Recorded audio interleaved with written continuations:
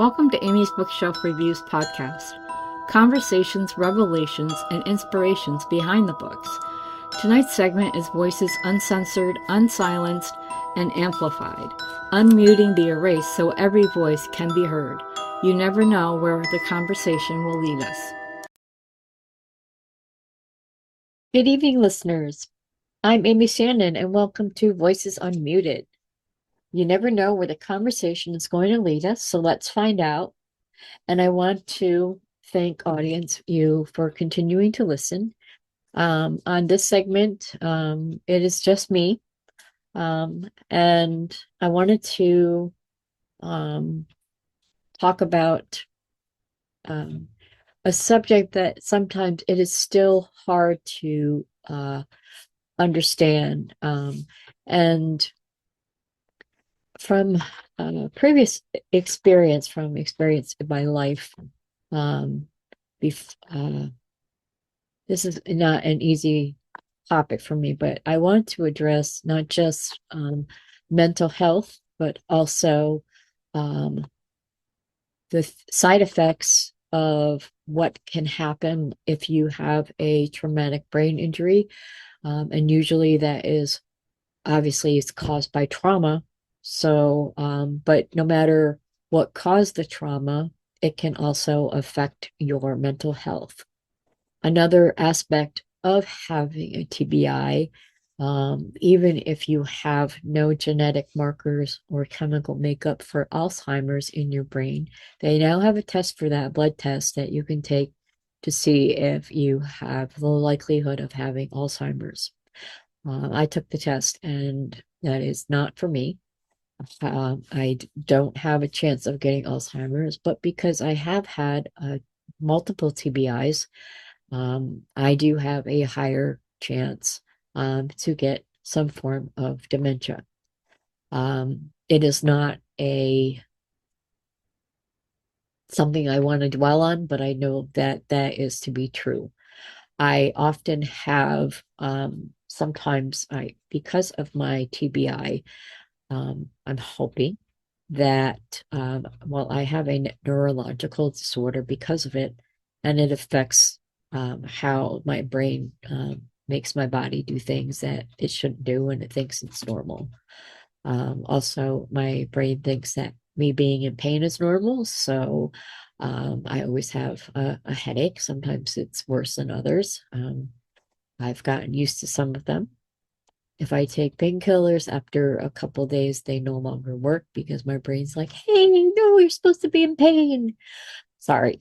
Yeah, that was a little overdoing it. But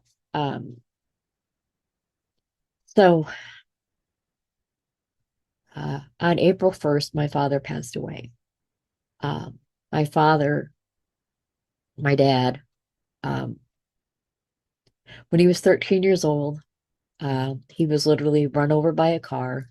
The car backed over him and ran back over him, and he almost died. He was like this close to not surviving. And if he didn't survive, I wouldn't be sitting here right now. I wouldn't exist. So he survived, and he had a traumatic brain injury, but this is 1963. And he was waking up around the time that John F. Kennedy had been shot. The world was in chaotic mode and grief mode. My father survived, obviously, and he went home. And I have found that the newspaper would print his progress as any changes that he made, and also when he went home. I was able to find some of those press notes about that, which makes it wonderful for me to see that. And one of the things, when you have a TBI, no matter, the TBI can affect your mental health because depending on how the TBI actually is a traumatic brain injury, you know, is affecting your mind if you have memory loss or um, you get confused, that can cause frustration and anger. It can also, the trauma itself can give you a, post-traumatic stress disorder. Um, and if you haven't been diagnosed with something and you know something is deeply wrong and you don't know what it is, nobody's told you what is wrong. And all of a sudden you're angry, you're getting frustrated. My grandmother told me that as my father grew up into his teenage years, he would get frustrated very easily, that he would get angry and he would use foul language, and that was not allowed in my grandmother's household. And she would call him out on it, and he would listen to her. He didn't know why he was getting angry. He met and married my mother, and they had fallen in love, and he just she was the love of his life. They had 5 children, me being the oldest. And throughout that, there were a lot of violent episodes where me and my siblings were afraid of my dad. Uh, and one thing, and a lot of times he took his anger out on my mother. And if he tried to take his anger out on us, my mother would never stand for that. And it wasn't like it was all the time. It came and went. It was worse after he lost his job. He was working for the family business, and then it was going under. So his brother, who owned it, my dad was the business manager. Um, late said he got laid off so he could collect unemployment. Um, and my father tried to find other jobs, but he couldn't hold on to a job anymore. And the truth was, and he didn't know it, that he had issues with short-term memory. So if he couldn't write something down, he wouldn't remember what it was. Um, and of course, you're supposed to do your job, and he wasn't working at a desk anymore where he could write things down, and he was unemployed a lot. And it wasn't until his early 30s that he discovered, um, he was diagnosed with a traumatic brain injury stemming from his childhood, and that he had issues with short-term memory. Um, they can't fix it. There's some things in the brain that just can't fix, but sometimes knowing what's wrong can help you. So he went to support groups. Um, he he went to counseling. This did not always solve his anger and frustration with himself because he couldn't remember things. Um, but uh, after a while, he my mom had a nervous breakdown. That's what they called it back then. And he focused on my mom getting well. My mom had emotional issues, and she had been abused as a child severely, and she had blocked it out. And one day something triggered it, and it came all at her at once. Right. And of course, she had a mental health problem, depression, post-traumatic stress, anxiety. She was a cutter. Uh,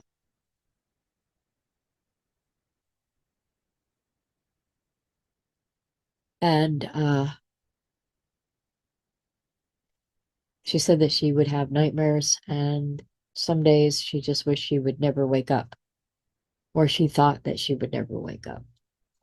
Her and my dad, the last few years of their marriage, um, they both were continuing to go to counseling. They both had psychiatrists. They both were on meds that will regulate their mood and their depression. And I must say, it doesn't always work because I have depression. Lately, it's been more. than normal. Um, but I think that I've just had a lot going on, and especially the loss of my father uh, has been really just taking a toll on me. So I'm not my usual self, though I try to be my usual self. Never said I was normal, definitely not, but it is very important. I sometimes mental health is, if you have a mental health problem, mental health illness, you it is like a stigma. Um, I have a past childhood that I don't wish to share with anyone, but I remember more of what I did as a child than what I did yesterday. I get frustrated because I can't remember, or I get frustrated and angry because I say the wrong word and people around me don't understand what I'm trying to say, or they take it the wrong way. And that's what happens. And I do not want to end up how my father did. Um,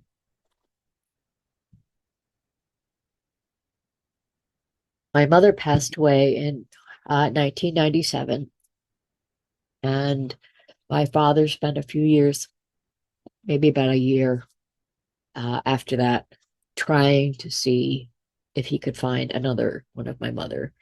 And then he realized that there would never be another Sue, or Susie, as he called her. And he told me about that. And um, and I understood. And we were never really close of from growing up. Um, but I knew that he loved my mom, and I know my mom loved him. And I know there were times when she asked people for help and she couldn't get it for whatever reason. Um, so she just made sure that we were safe. And she never made excuses for anything. So if someone asked her where she got the black eye, she would tell them. And that was it. She didn't have to make up a story, and nobody did anything about it. She had close friends that try to help, but it's not easy, especially in the 80s. That was not an easy thing to say, oh, yeah, I'm going to leave my husband and take my 5 children and have no support system. So, um, and I think it was hard because she really loved my dad. And I think that she forgave him, but she was not going to let him forget. And she didn't forget. Um, and years later, my dad and we came to, I moved back to my hometown after my domestic violence incident and was trying to put a regular life together for my kids. They met my father the last time they had seen him. They were babies. Um, and my dad and I sat down and we talked. And it was that moment that we became close. I He liked helping us out, and I'd help him when I could. And it was always that we would talk, and he would listen and I would listen to what he had to say. And he had this thing about very long pauses, and it was so he could gather his thoughts before he responded. And if you interrupted that response, he would get angry and confused and forget what he was going to say. That was something that when I would take him to doctors or any place that I had to take him, where he had to communicate with someone, I would say, if he pauses, wait for him to answer. Don't try to hurry him up, because he had to think about it and think about what he was going to say. He told really cerebral jokes, and I got them. Um, and when he forgot things, he would write stuff down, and I would do my best to help him remember things, like to call me if he needed something. And there would be notes all over his apartment, call me, and then he'd still forget. I made him memory books. I gave him photo albums and labeled them so he would know who people were, so he could remember all of his grandchildren's names. And he would tell me when he was feeling depressed. After a while, he stopped going to a psychiatrist. He stopped taking his medications for his depression. Um, Someone made him uncomfortable, and I guess because he made her uncomfortable and he didn't know he was doing that, so he stopped going to that uh, place. Um, and he didn't go back. He had more higher depression in the winter months. He wasn't, he couldn't get out as much, things like that. Um, and sometimes he knew when he was confused, and that would make him angry. And then there were other times he was confused and he didn't have any clue.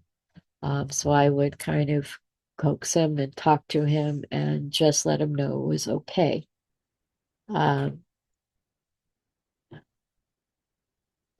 when my hands would shake because I have tremors in my hands, and he would notice it, the first thing he would do was reach out and hold my hand, as if he was trying to calm it down. Um, it helped. It was very thoughtful of him. He was going on a decline, uh, slowly at first, when it just seemed like, okay, I had thought maybe I should take care of him, bring him into my home, but I just didn't have the room. And when I asked him, he said no, because he didn't know where he would put all his stuff. That is what he told me.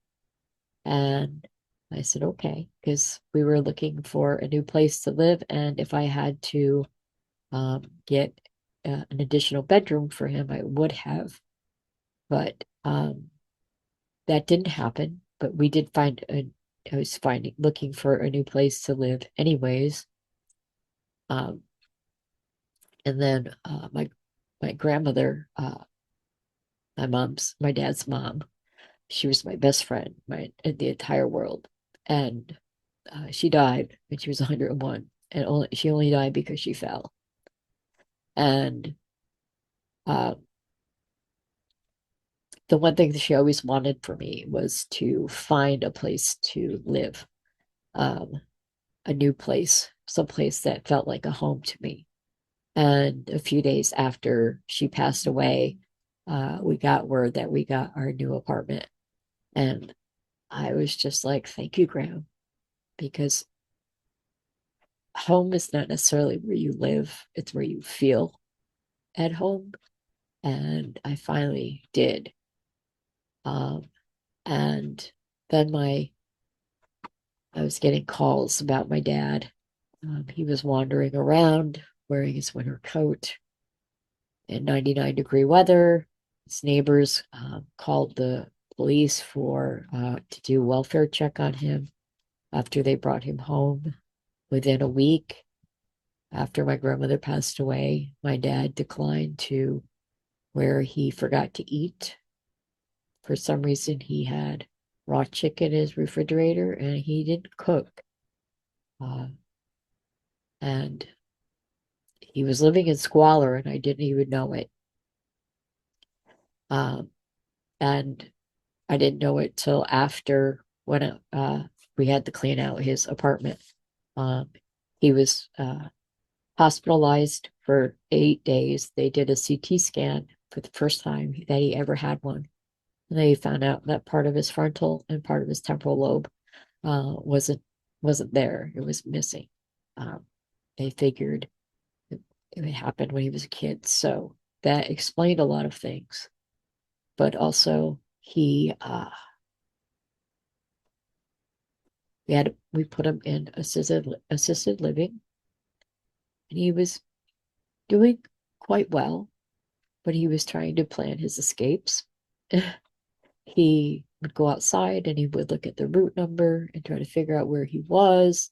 And then he saw the routes and he's like, oh, if I take that road, that'll lead back to my house. So I would talk to him and I'm like, Dad, you gotta behave. And he's like, I'm behaving. And he asked me when he could go home, and I told him he was home. And he didn't like that answer, but explained to him it was best for him. And he said, well, if you think so, I think so. And I I did, because we had conversations that you don't want to have, but you have to have. What do you want to happen to you if you become incapacitated? What if you can't take care of yourself anymore? If you pass away, what are your wishes? Those are the kinds of questions that your family needs to know the answers to. My family knows the answers to those questions about me. Um, I knew those questions, the answers, because I sat down with my dad and I talked about them. So I knew exactly what his wishes were. And after a while, uh, they couldn't keep him at the assisted living anymore. So they moved him to a clinic, a mental uh, memory care facility, and he was on a locked ward because he liked to roam around and try to leave. He was, they diagnosed him at first with dementia without a cause. And I tried to explain to them over and over. I said, he has a cause. It's because he had traumatic brain injury. And it took forever for them to realize that was the reason. Not that it could make a difference, but don't say there's not a cause when there actually is one. So he slowly declined. He started forgetting who you were, but he still smiled. And even when he didn't know you at all, but he saw that you were coming to visit with him, he smiled.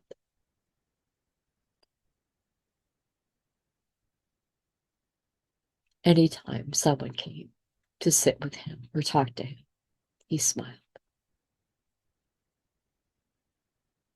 Then he lost the ability to read, but yet he still smiled. He pretended for a while that he still could because he was looking at the pictures in the magazines that I would send him. And when he was finished with the magazines, he would hand them out to the residents to share them. And then he couldn't remember where his room was, but he remembered that he loved the New York Giants and he had a New York Giants blanket on his bed. So that was a cue that they gave him. So you know where your room is because of that blanket. You're the only one that has that blanket. And then he couldn't remember that. And he would get angry and frustrated and do things that was out of character, and some things that were things that he did when he was younger. Um, and then I just knew that my mom was with him. And I would explain to them, play his favorite music, because I know that even if you don't remember, music can bring a peace to you. And so I had hoped that uh, he was able to find some peace eventually. Uh, he kept forgetting that he couldn't walk. So he would get up and fall. And he still smiled. he could be in so much pain, but he didn't know he was in pain until you touched where he was in pain. And then he just winced, and then he smiled.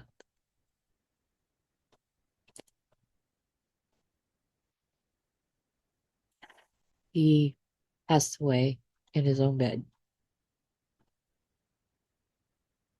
He was finally at peace. And I was just glad. Not that just because he found peace, but that he didn't fall and die on a disgusting, dirty floor. So I know I'm probably, oh yes, this is all about me and my feelings. And it is. And I am not ashamed to say that I have post-traumatic stress. My husband tried to kill me 20 years ago. I suffer daily because of that. And over the years, the symptoms that I've had have progressed, and they will continue to progress. And I don't know what's going to happen to me. I don't want to end up like my father, not knowing anything. The one thing that I have always been able to count on with myself was knowing things, learning new things, being smart. I always wanted to be very smart. Um, and I always wanted to be able to help people. And I do the best that I can. And that is my purpose, to help people and get up out of bed every day and do something, even if it's something small. So I want to, if any of you are listening to this and you have a story to tell, it this can be a forum for you. This segment is why it's called Voices Unmuted, because it's about any subject, anything that you might feel passionate about. You might have a cause that you want to share with the world. And this is a forum where you can do that. It's a forum where I can do that and talk about things that are important to me, and also open up my microphone to you guys as well. So I want to thank you very much. And thank you, audience, for listening. Please feel free to comment on this show or any show, and join me again next week. And if you want to check out my work, just Google me. I'm Amy Shannon. Be safe, be well, and always be kind. Thank you for listening to Amy's Bookshelf Reviews podcast. If you wish to be a guest on the show, you can go to amysbookshelfreviews.com/podcast and schedule your pre-recording. Please follow this podcast on Spotify, even if you listen to it on other streaming sites.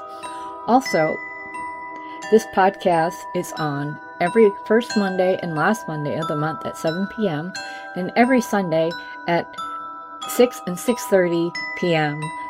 Eastern Time. I'm Amy Shannon. Be safe, be well, and always be kind.